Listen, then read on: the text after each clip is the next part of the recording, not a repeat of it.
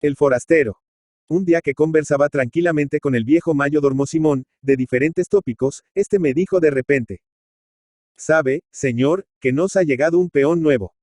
Esta era, a la verdad, una buena noticia, porque los trabajadores andaban escasos y las labores de la estación eran múltiples y variadas. «¿Y cómo se llama ese peón?», le pregunté. «Se llama Don Floro Retamal», murmuró con cierto airecillo socarrón que no me pasó inadvertido. «¿Y de dónde viene?». «De lejos, de las montañas de Longaví. Pero el hombrecito es viejo». Continuó recalcando estas últimas palabras. «¿Y qué importa, si sabe trabajar? Es que apenas puede ya con sus huesos. Ocúpalo entonces en arar la viña. Tal vez no alcance a cargar con el arado. Ponlo a abrir desagües. Menos se podrá barajar con la pala, a la media hora estará cansado. Dile que arranque zarzamora o desgrane ese maíz que hay en la bodega. Quería decirle también que yo lo tengo alojado en mi casa. Ahí está desde que llego. Entonces es solo. Solo, señor, sin nadie en este mundo». Comprendí sin esfuerzo, al llegar a esta parte de nuestra conversación, que Simón la había promovido con el único objeto de darme a conocer que él era también hombre caritativo, rumboso, persona, en fin, que se gastaba el lujo de tener alojados en su casa. Un día que fui a dar una vuelta por las viñas, conocí al nuevo peón forastero. Era, en efecto, un anciano como de sus 80 años, de elevada estatura, algo encorvado por la edad y bestia con cierta decencia. Un viejo sombrero de pita cubríale la cabeza, gastaba manta de lana de guanaco y botas de alto tacón. Su rostro enflaquecido, pálido y extenuado, poblado de una larga barba blanca que le llegaba al pecho, era del más puro tipo peninsular, y me hacía pensar involuntariamente en si ese pobre peón anciano e inútil no sería tal vez algún descendiente directo de aquellos primeros soldados españoles, que llegaron a nuestra tierra en los remotos tiempos de la conquista. Como decía don Simón, el buen hombre tenía las fuerzas agotadas por los años. Cogía con sus largos brazos descarnados el grande arado americano, y a mí me parecía escuchar el crujido de sus viejas articulaciones, cuando, con angustioso esfuerzo, lo levantaba para hundirlo en la tierra reseca y dura. El flaco caballejo que guiaba con unas riendas de cordeles, se le extraviaba a cada instante entre las parras, enredándose aquí y allá, quebrando los sarmientos de la viña recién podada. Los demás trabajadores que componían la faena, en su mayoría jóvenes y vigorosos, labraban 10 surcos, mientras el anciano, a duras penas, conseguía abrir uno, en medio de bromas y dicharachos. «Este don Floro va a salir acabando con la viña. Deje tranquilo, abuelo, a ese pobre bruto. ¿No ve que le está diciendo clarito? Mejor estaría comiendo pasto, que no andara a encontrones con las parras. Ya se le arrancó otra vez». Y el viejo, sudoroso, enrojecido, acesando, sin alientos, corría desalado, con los brazos tendidos, tras el caballo fugitivo. Después reanudaba silenciosamente la abrumadora y estéril tarea, indiferente, al parecer, a las risas y al barullo de toda aquella gente moza, robusta y alborozada. Pasan días, llega el sábado, y con él el pago general de la peonada de la semana. Es ya la tarde, el mayordomo trae, como de costumbre, en su grasienta libreta, cuajada de números y jeroglíficos imposibles, las planillas de los peones que se agrupan en el corredor, y los va llamando uno por uno, al mismo tiempo que descifra trabajosamente los nombres y los días de jornal, y yo voy haciendo los pagos, apuntándolos en los libros. Simón, con aire grave, hace recomendaciones, da paternales consejos de moralidad práctica al entregar el dinero. «Sordo, andate de aquí derechito donde tu mujer, y llévale esa plata, no te vayas a emborrachar. Candelilla, estás muy alcanzado con la hacienda, debes 10 pesos, toma 2 y no me digas nada, porque entonces no te doy ni un centavo. No me dejes de salir el lunes para que te descargues». Se siguen protestas, risas, murmullos, súplicas de los deudores. «No tendremos ni para el pan de los chiquillos», exclaman algunos. Pero Simón, que bien los conoce, guiña los ojos y permanece inflexible.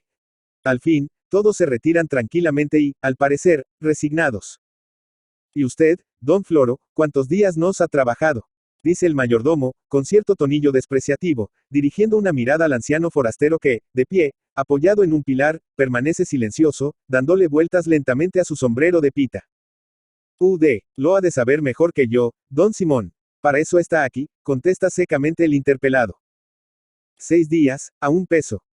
Le entrego a don Simón el dinero y este se lo pasa al peón. El pago ha terminado y el mayordomo se retira. La noche ha caído ya por completo y yo permanezco sentado todavía en el corredor, contemplando la nevada cordillera que tengo al frente, que parece muy cercana a través de los gruesos troncos de los álamos del camino y la calma profunda de los potreros silenciosos, llenos de sombra. De pronto, de uno de los pilares, se desprende un bulto y se dirige hacia mí. Es el anciano peón en cuya presencia no he reparado. Veo en la oscuridad brillar su larga barba blanca. Avanza encorvado, respetuosamente, y dice con voz insegura: Señor, antes de retirarme, porque me voy a ir de aquí, quisiera decirle algo a su merced. ¿Por qué te vas? Le pregunto.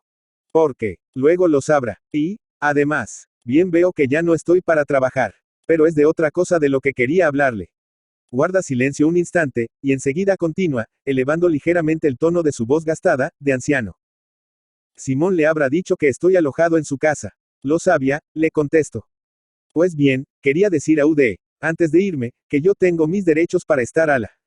Yo no soy un limosnero en esa casa. Y en estas palabras vibra un indefinible, un profundo acento de orgullo contenido. Guarda silencio un instante, como para reunir sus ideas y continúa. Señor, aquí donde Ude me ve y aunque parezca fantasía, yo también he sido lo que se llama un rico. He vivido en lo propio, y con casas y animales y sirvientes a quienes mandar. Esto hace años, señor, muchos años. Éramos jóvenes entonces. Pasábamos buena vida trabajando y gozando en el trabajo. Conoció Ude, al finado don Pancho Zurita. Me habla de un rico propietario fallecido 30 años a yo le serví. Era un buen caballero. Todo lo que había al sur del pueblo era de él. Y los potreros los tenía llenos de vacunos. No se mataban otros animales en la ciudad que los de él. A su casa, iba todo el pobrerio a comprar la carne. Yo, señor, cuidaba del ganado, y nunca, puedo decirlo, le faltó una cabeza. Era un buen patrón, siempre alegre. En qué fiestas faltaba, si había carreras, ahí estaban sus caballos. Si topeaduras, nadie le pasaba sus animales. Y bueno para la diversión hasta con los hombres pobres. Muchos años le serví. Un día me dijo, Floro, ¿quieres trabajar en lo propio? Yo me quedé callado, mirándole. Después me dijo, tú eres un muchacho honrado y quiero que hagas plata. Andate de aquí a la dehesa. Elige a tu gusto 150 vaquillas y llévatelas por 10 años para la cordillera. En medias. Entonces eran los tiempos en que las vacas valían 14 pesos. Me fui, pues, mi señor, a la montaña y allí me estuve 10 años invernando en las casas de piedra, que es como decir bajo los peñascos y entre la nieve. Era buena vida aquella, señor, porque uno no tenía tiempo de pensar en el frío, ni en los hombres, al ver cómo iba cundiendo la crianza.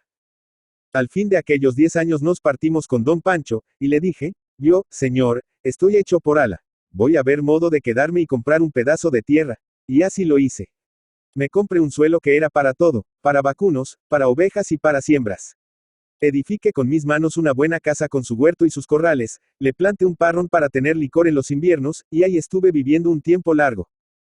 Una vez, hace de esto muchos años, llegaron por ala unos jóvenes Norambuena, a quienes conocía. Eran carreteros y me pidieron alojamiento y talaje para sus bueyes. Venían en lo propio, llevaban vino que vendían muy bien y buscaban corderos y cabros para llevarlos de retorno. Iban con las mujeres, los chiquillos y hasta con los perros. Yo los alojé y me estuve divirtiendo con ellos, porque casi siempre lo pasaba solo. Ellos eran mozos entonces, mucho más que yo, y amigos de la diversión. Una noche llegaron unos de la otra banda. Ahí se hicieron amigos. Se pusieron a tomar vino, a cantar y a bailar que era un contento. Después los argentinos sacan naipes y les ponen monte. Y se cerraron a jugar que daba lástima, y como los carreteros no tenían la cabeza muy buena, aquí tiene, su merced, que pierden hasta los bueyes de las carretas. Los argentinos les habían ganado todo. Y ahí se quedaban sin tener cómo volverse. Yo, que vi esto al día siguiente, les ofrecí prestarles bueyes para que se fueran a sus casas donde decían y pintaban que tenían de cuanto hay. Y así se fueron, señor. Pasó el tiempo y no me devolvieron los bueyes, y yo no ponía mucha atención en esto, esperando de día en día que llegaran. Pero no llegaron nunca. Después a mí me vinieron los tiempos malos y principia a empobrecer. Un caballero de Santiago compró un fundo grande, inmediato al mío, y como vio aquella tierra tan bien trabajada, se le abrió el apetito. Se fue al pueblo, vio abogado. El abogado le encontró no sé qué a la compra que yo había hecho, y, entonces, me metieron pleito. Y aquí tengo que venirme a la ciudad y principiar a padecer. Todo era trajines y gastos en pago por los papeles y a los tinterillos, y así fue como fui vendiendo todas mis cosas. El abogado que yo tenía me lo compró el rico. El pleito lo salí perdiendo al fin, las costas me llevaron los animales que me quedaban, y, no mucho tiempo después, vinieron a quitarme aquellas tierras y me dejaron tan pobre como era antes, y sin amparo de nadie, porque don Pancho Zurita era muerto hacía años. Ya nada tenía que hacer en la cordillera, y entonces, resolví a venirme por acá y principia a noticiarme de los que me habían traído los bueyes para ver si se acordaban. Un día me dijeron que estaban en este fundo, en la casa de don Simón, que es su hermano. Llego y nadie me conoce. Pregunto por aquellos jóvenes y me anuncian que son muertos hace años. Sale una mujer. Era la viuda de uno de los finados. Estaba vieja, enferma, llena de familia y trabajando al día para mantenerlos. Al fin se acordó. Nada tenía con que favorecerme, porque ella estaba también de allegada en casa de don Simón. Al fin me ofreció alojamiento, y ahí me lo he pasado, todos estos días ayudándole en lo que podía, calentándome al fuego y mirando las cenizas. ¿Qué le había de decir si la bella tan pobre como yo? ¿Y a dónde te vas ahora? Le digo. A recoger algunas cosas que me quedan por ahí. Guarda silencio nuevamente y luego agrega con humilde gravedad. Esto era todo lo que tenía que decirle, señor, porque yo no quería que usted se quedara creyendo que yo había estado de allegado por acá. Se calla nuevamente y enseguida agrega en voz alta como hablándose a sí mismo, al ponerse en marcha. Ha estado de Dios que yo había de nacer y morir pobre. Y con estas palabras se aleja andando a grandes zancadas que hacen temblar su largo cuerpo enflaquecido como el de una pobre bestia fatigada y enferma, y lo veo perderse así en la sombra vaga y borrosa del camino real. Federico Gana. Federico Gana, Santiago de Chile, 15 de enero de 1867, Ibidem, 22 de abril de 1926, fue un escritor y diplomático chileno. Hijo mayor de Federico Gana Munizaga y Rosario Gana Castro, 1.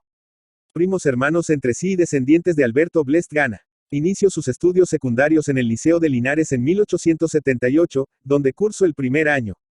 Continuó y finalizó su preparación secundaria en el Instituto Nacional. Obtuvo el título de abogado en la Universidad de Chile en 1890, pero ejerció por muy poco tiempo.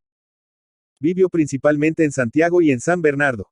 En octubre de 1890 apareció su primera publicación en el semanario La Actualidad, el cuento, Pobre Vieja, que firmó con el seudónimo Pedro Simple. A fines de ese año fue nombrado segundo secretario de la legación chilena en Londres, cargo que dejó con la caída del gobierno de José Manuel Balmaceda. Regresó a Chile, en 1892. En marzo de 1894, apareció otro cuento, Por un perro, que más tarde tituló, Un carácter. En julio de 1897, la revista literaria publicó el relato, Una mañana de invierno, conocido luego como, La Maiga, con el que comienza la corriente de criollismo rural en el país. En 1913 casó con Blanca Subercaizú del Río, con quien tuvo 6 hijos. Este mismo año participó, junto a su amigo Baldomero Lillo, en un concurso literario organizado por la revista católica, con los cuentos, La Señora, En las Montañas, y, La Maiga. Colaboró en SIC-SAC desde 1906. En esta revista comenzó su publicación de sus manchas de color en 1914. Una gran cantidad de páginas suyas circularon en diversas publicaciones periódicas, como la Revista Nueva, Sucesos, Silueta Magazine, El Mercurio, La Nación, Atenea, Las Últimas Noticias. Los estudios sobre el cuento chileno y su evolución, ha establecido categóricamente que Federico Gana es el auténtico descubridor del campo chileno como tema de este género narrativo. Surgido en el ambiente modernista de fines del siglo XIX, sus cuentos juveniles revelan una natural vacilación entre esa tendencia subjetiva y evanescente que causó el modernismo en sus inicios y la utilización de los motivos concretos que ofrece la naturaleza del país.